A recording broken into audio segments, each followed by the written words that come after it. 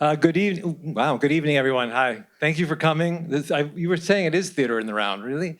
I'm Joe Palumbo, and I just wanted to say hello on behalf of Concord 250. There's many members in this room, both who work on Concord 250, and tonight we think is a real example of what we're trying to do in Concord 250, partnering with folks like our colleagues at the National Park Service,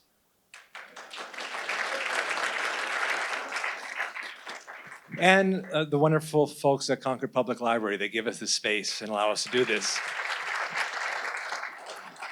Doing this, we can create an event that is free and open to everyone as we celebrate the 250th anniversary of the beginning of the American Revolution. And tonight really is the 200th anniversary tonight of a very famous event in Concord. So thank you so much for coming. And I'm going to turn this over to Jared and Jim. All right. Hello, everybody. Yeah. Thank you for coming. So we'll do a little bit of an introduction here, and then we'll get into the meat of it. So I'd like to say welcome to the 250th anniversary of Concord's January 10th, 1774 town meeting. My name is Ranger Jared. This is my colleague, Ranger Jim. We'll be leading the program this evening. First, I'd just like to take a moment to thank our partners, Joe Palumbo specifically for helping us, Concord Museum, the 250th Committee, everybody who's been part of this, and also a shout out to Mr. Bob Gross, who provided a lot of the research that kind of informs a lot of this program that's happening. And the public library for allowing us to use this wonderful space tonight. So typically we don't get to do winter programs like this as park rangers because we have very defined seasons that we're out. So we're really excited to be here tonight with you all, and we're very excited that so many of you decided to turn out to be part of this program. And I will give you all a little bit of a warning that this program tonight's going to be unlike probably any other program that you have seen us give if you've been to a National Park Service program before at Minute Man or kind of anywhere in the community, because our program tonight is going to be a little interactive. It's okay. We'll get to that in a second. It's not mandatory, but we'll get to the explanation of how that program is going to work. But before we can get into that interactive section of the program, first we'd like to give you a little bit of a context of why we're having this program tonight, why they were having a town meeting on January 10th of 1774. And that really starts with the idea of what town meeting is. In the 18th century, Concord town meeting was kind of a sacred institution, much like our town meetings today. In a modern sense, this is where the body of the people came to discuss matters relevant to governing their society, from taxes to school budgets. The people of Concord decided many factors of how their community operated through the mechanism of town meeting. Unlike town meetings today, though, meeting in 1774 was not inclusive of everyone. Specifically, women and people of color were not invited to be part of town meetings. However, there were other ways that they could let their opinions and sway the body politic outside the doors of the meeting house. That might be another program that we might do later this summer, so keep tuned on that. In 1774, Concord was a fairly sizable town comprising about 1,500 individuals with a wide geographic spread that directly influenced the politics of town meetings, for better or worse, throughout the 18th century. For a town organized around the concept of harmony, it might be a little shocking or unshocking to learn that the decade leading up to 1774 in Concord was anything but harmonious. In fact, the politics and grievances had dominated the town for, like I said, a decade leading up. However, not necessarily over the looming political crisis with the mother country of England. No, Concord was in the midst of a bitter factional war with more local interest at the heart of that, such as sections of the town trying to secede to form new towns like Lincoln and Acton, and one that would eventually become Carlisle. Another more intense crisis, though, that was going on in this community was a religious revival that had been ushered in by the appointment of a new minister, Reverend William Emerson. You may have heard of him before. In the mid-1760s, when intense debate over Emerson's appointment, his morality and his handling of the church creates a deep divide in the Concord community.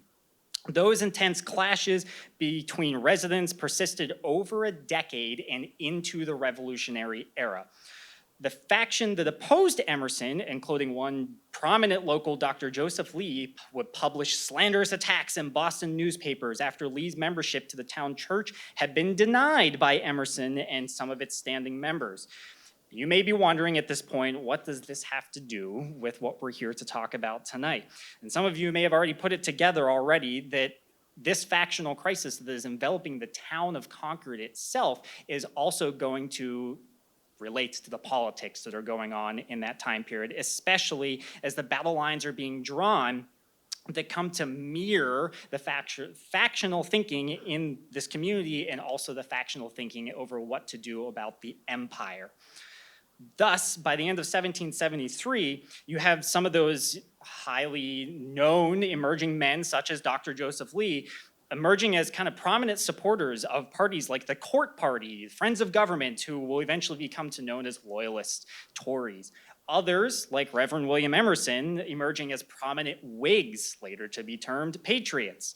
Thus, when news reaches Concord of an impending crisis over the Tea Act and the imminent arrival of tea ships in Boston Harbor in November of 1773, Concord would need to navigate schisms in both their internal town politics and external town politics, trying to decide how to respond to what's going on across the empire at that point in time.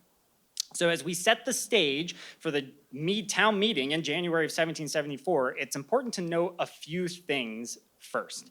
Massachusetts and the Atlantic seaboard are in the thick of crisis by January of 1774. The Tea Act imposed by Parliament, in short, was a bit of a bailout for the failing East India Company that had reduced the cost on British imported tea, collected revenue, and created a monopoly that was managed by select individuals on that tea. In Boston, those tea consignees, as they were known, were the children and friends of the governor of Massachusetts. After multiple attempts to repel the tea ships and assert Massachusetts' rights to govern itself how it so chose, it's going to result in multiple failed attempts to assert these things, and it's going to result in the Boston Tea Party on December 16th of 1773, the big event that we all know of. And many of the towns around Boston are going to embrace what's going on, but Concord, not necessarily the case. Lexington, for example, will sharply rebuke the Tea Act and proceed to burn the town's stocks of tea in a communal bonfire days before the Boston Tea Party, the destruction of the tea in the harbor. And now, just under a month after those shocking events, the colony is on edge, waiting for a response from British Parliament because they're expecting that something is going to be done about what's happened in Massachusetts. Concord is now having time to simmer on this concept, is going to take up the issues by responding to a letter that had been written and sent to Concord in November of 1773, so before the Tea Party happened. That letter coming from the Committee of Correspondence in Boston, asking local communities to support Boston's efforts in resisting parliamentary overreach. I'm going to turn it over to Jim to give you the context of that. Okay, thank you. So, as Jared mentioned, this letter from the Boston Committee of Correspondence came out on November 23rd of 1773. Now, a little bit about what a Committee of Correspondence was. So it started, of course, it starts in Boston. Samuel Adams, I'm sure you've all heard of him, came up with this idea that we should coordinate messaging.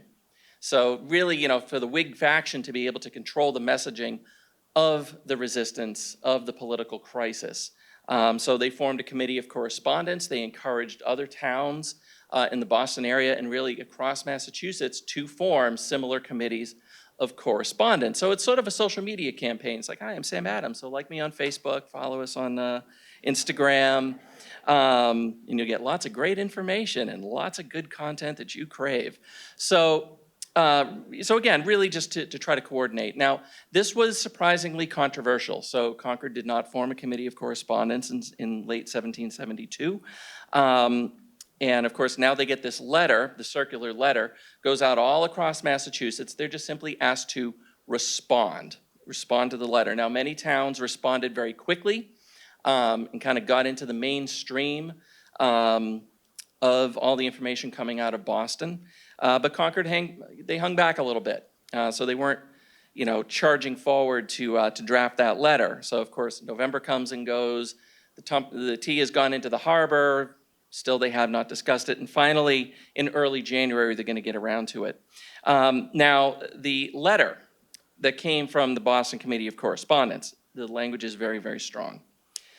And so I will quote some of this for you. Our rights have been for several years invaded by cruel and remorseless enemies. Sometimes they have acted with open violence. At other times, they have endeavored by wicked artifice to undermine our Constitution. Our fears are now excited by the expectation of the immediate arrival of tea shipped for the port of Boston on account of the East India Company, the landing and selling of which must be attended with consequences the most fatal to our liberties. They continued on. They said that the Tea Act was part of a, quote, masterpiece of policy for enslaving us. So these are people who know what they're talking about when it comes to enslaving. They hinted at the idea that if perhaps the East India Company failed to turn a profit by this scheme, maybe they would go back to lobbying Parliament to repeal the 3-penny tax on tea, because that was the hope. That the reason why the East India Company was in trouble financially is because everybody was smuggling. They're ignoring the 3-penny tax on tea by smuggling in Dutch tea. So their warehouses are filling up, so Parliament offers them a bailout. So this idea was that Parliament could collect its tax, offer tea at a cheaper rate to the colonies, and bail out the East India Company. So then they continued on. But if we are prevailed upon implicitly to acknowledge a right to tax us by receiving and consuming teas loaded with a tax imposed by the British Parliament, we may be assured that in a very short time, taxes of the like or a more grievous nature will be laid on every article exported from Great Britain, which our necessity may require, or our shameful luxury may betray us into the use of. And when once they have found the way to rob us, their avarice will never be satisfied until our own manufacturers and even our land, purchased and cultivated by our own hard-laboring ancestors, are taxed to support the extravagance and vices of wretches, whose vileness ought to banish them from the society of men. We think, therefore, gentlemen, that we are in duty bound to use our utmost strenuous endeavors to ward off the impending evil. This tea now coming to us is more to be dreaded than plague or pestilence. For these can only destroy our mortal bodies, but we never knew a country enslaved without the destruction of their virtue, the loss of which every good man must esteem infinitely greater than the loss of life. So finally, how do you end a letter like that? They urge the recipients to impress upon the minds of your friends, neighbors, and fellow townsmen the need to resist, and that the Tea Act threatened them all with, quote, eternal destruction.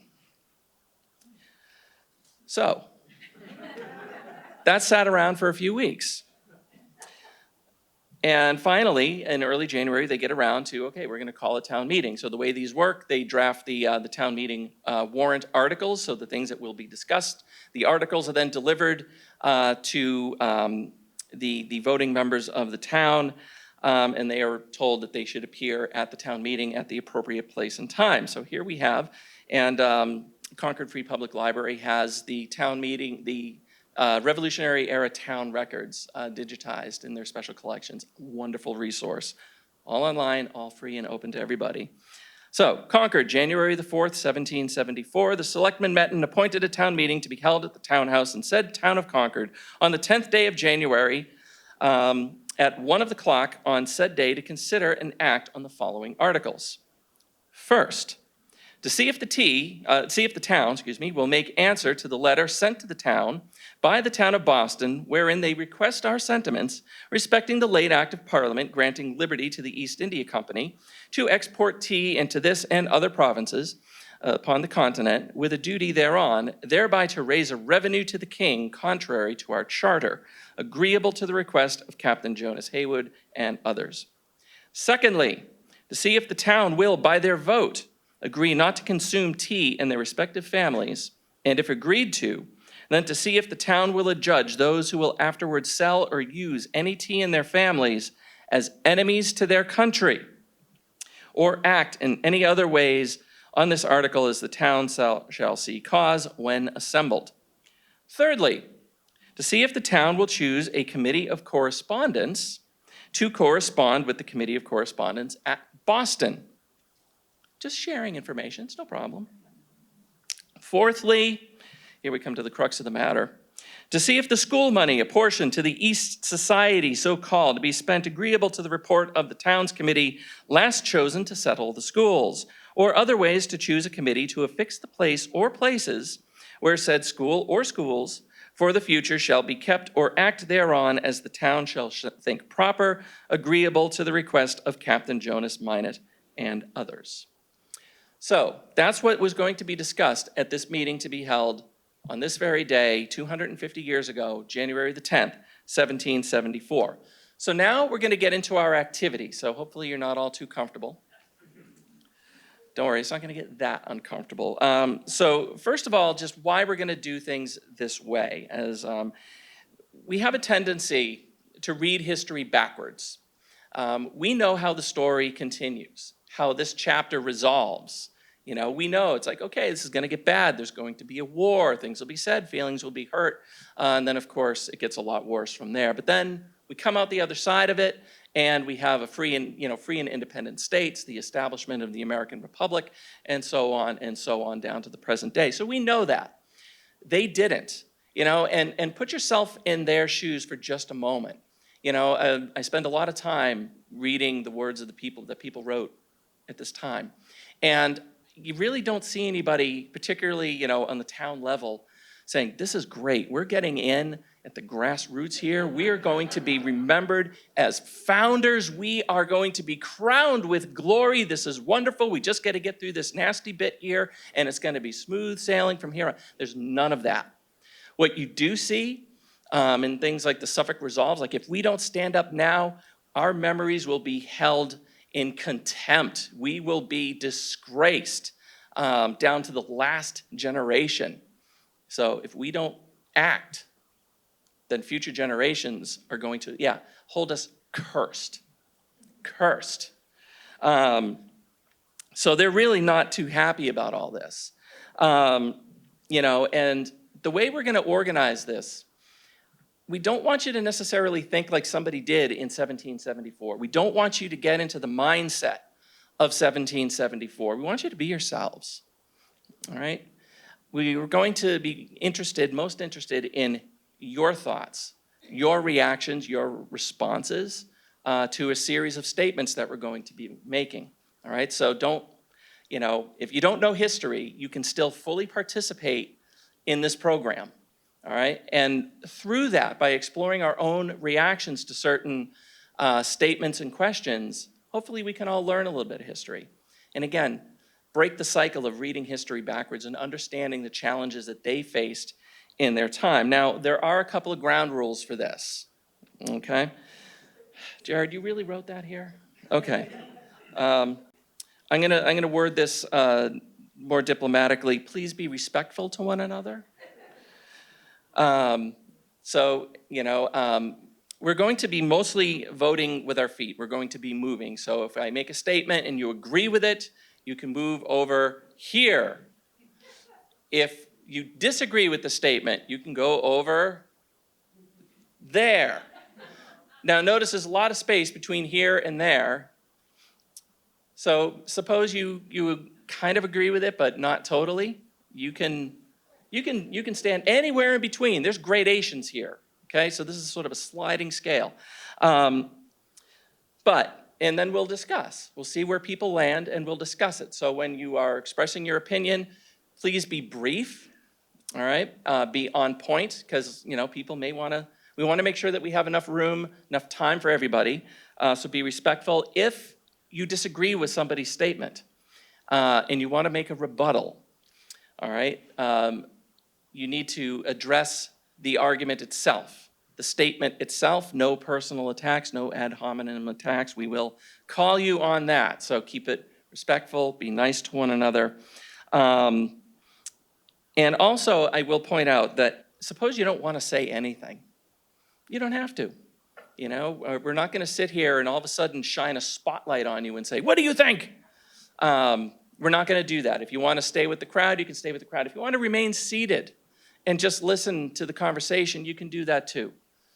All right, this is your program. This is what we call an audience-centered experience. You are the audience, so this is really all for you, and it is what you make of it. So, without, I'm going to remove my microphone, so we're going to go untethered here. Watch out.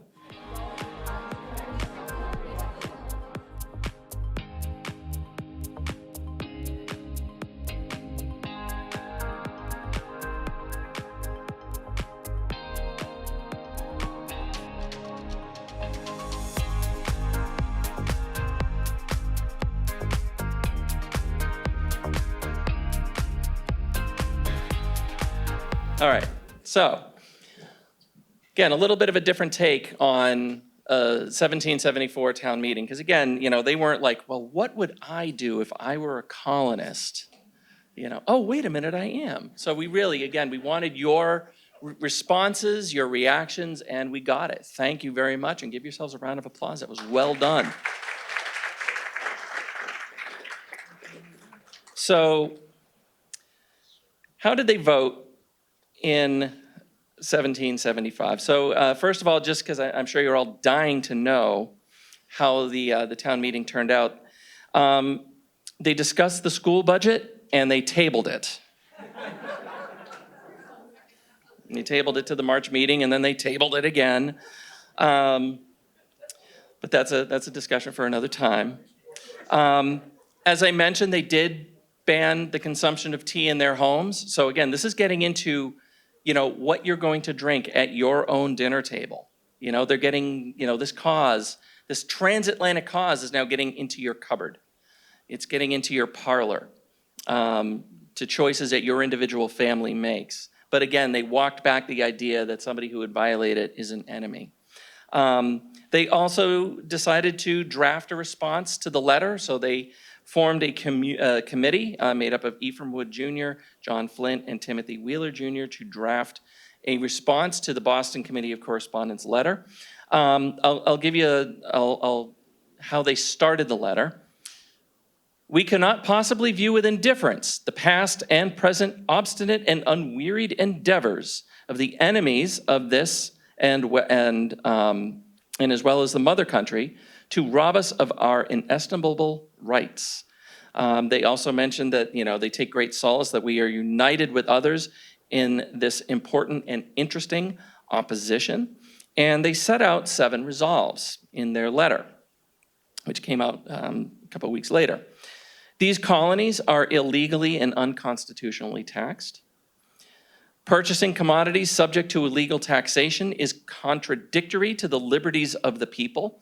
So again, that idea why they would even consider calling somebody an enemy is that if you're purchasing this taxed tea, you know, then you're enabling those who are trying to enslave us, the words that they're using. Thirdly, Parliament is trying to raise a revenue that we view as a new invention to catch us in these chains that have been long forged. So they are agreeing that Parliament, this is a plan by Parliament to deprive us of our rights. 4, we will not in this town by ourselves buy, sell, or use any of the East India Company's tea or any other tea while the duty exists. And all such persons are unfriendly and inimical, so that made it into the letter as well. We will risk our fortunes and even our lives to defend the king and the crown to the utmost of our powers and defend our charter rights. They're still loyal British subjects. 6, that if anyone imports tea, here's an important one, if anyone imports tea from the East India Company or acts as their factor, meaning their agent, like those sons of Governor Hutchinson, the consignees, then we will treat them in an eminent degree as enemies to their country, and with contempt and detestation. And then, of course, lastly, they offered their thanks to the town of Boston for the preservation and recovery of our rights and liberties. But also the other question, they voted not to form a committee of correspondence. Even after all this, they weren't there, not yet. Which begs the question, what changes between January 10th, 1774 and September 1774, a little less than 9 months later, when Boston and other communities, particularly Concord, are going to be under another crisis. And at that point in time, they will vote to create a committee of correspondence. What changes? What gets them fired up enough that they're going to take back a lot of those agreements that they've just come to? Think about that for you all right now. What would have to change? And we talked about this a little bit in that discussion, right? Some pretty extreme things are going to have to change for something like that to happen. And in Concord, some of those extreme things are going to mount over the course of the summer. Extreme things like Parliament's response to the destruction of the tea in Boston. Things like closing the port of Boston until the tea is paid for. Things like changing how the government of Massachusetts works.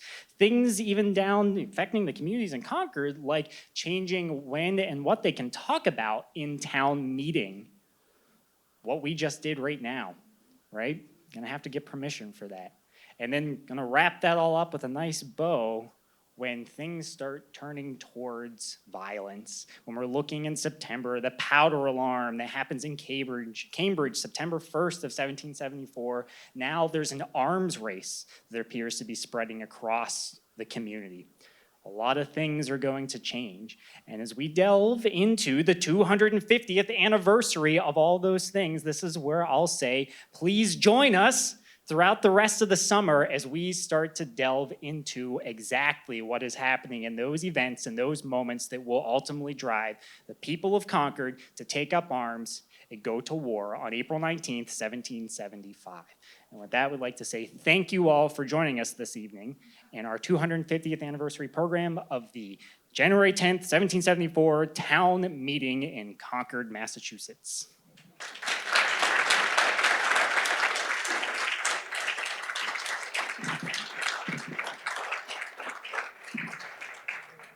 We will stick around for a few minutes if anybody wants to come up and ask questions, kind of check out what we've got going on. But if not, enjoy the rest of your evening. Thank you all again for joining us.